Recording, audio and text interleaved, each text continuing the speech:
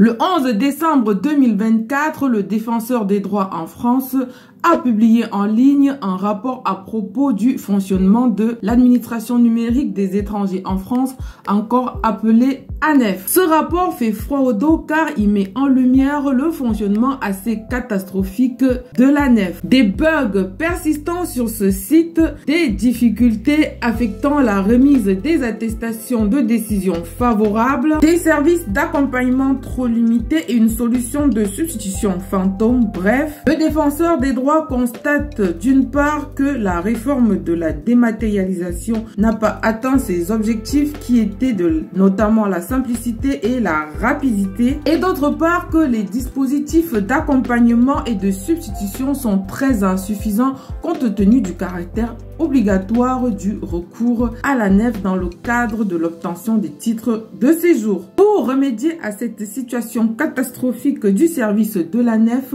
le défenseur des droits propose recommandations pour pouvoir rendre plus performant le service de dématérialisation en matière de titres de séjour, notamment intégré dans le code de l'entrée et du séjour des étrangers et du droit d'asile, une disposition juridique reconnaissant le droit de réaliser toute démarche par un canal non dématérialisé et sans conditions préalables, renforcer durablement les moyens humains affectés aux préfectures, faire du CCC un véritable service support, ou encore organiser des consultations récurrentes avec les acteurs du terrain. Un chiffre assez saisissant pour l'année 2024. 400%. C'est le taux d'accroissement en peine 4 ans de la saisine du défenseur des droits dans le cadre des réclamations portant atteinte sur le droit des étrangers. Il faudrait savoir que avant ces 4 ans, ce taux était à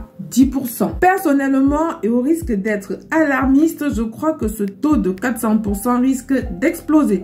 Car, comme je l'ai précisé dans une précédente vidéo, il y a de plus en plus d'usagers, notamment dans le département du Rhône, des personnes qui ont de plus en plus des difficultés à obtenir un rendez-vous pour le retrait de leur titre de séjour. Je ne cesse de recevoir des appels à l'aide en pro comme en privé, car les personnes ne comprennent pas comment en moins de 3 minutes tous les créneaux peuvent être pris. Vous avez en bas de cette vidéo un lien qui ramène à ce rapport.